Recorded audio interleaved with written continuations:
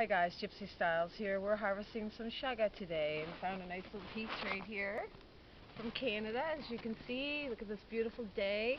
Gorgeous day out. I'm going to take this Chaga off and I'm going to leave some though because the tree needs it. It's not real easy to get off. Here it comes. Look at that beauty.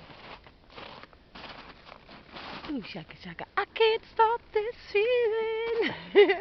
So this Chaga is being used all over the world. All the health food stores have it. It's government approved. It's fighting so many diseases in our bodies. Look up Chaga teas, Chaga tinctures, and you'll get some more info on the benefits this stuff has. They call it the king of mushrooms, Mother Nature's gold. They call it Mother Nature's antibiotic. So good for the body. Check it out. YouTube, the tinctures and the teas, and they'll show you how to make it. We have it here in Canada, wherever it's cold. White and yellow birch trees are where it grows. Have a great day.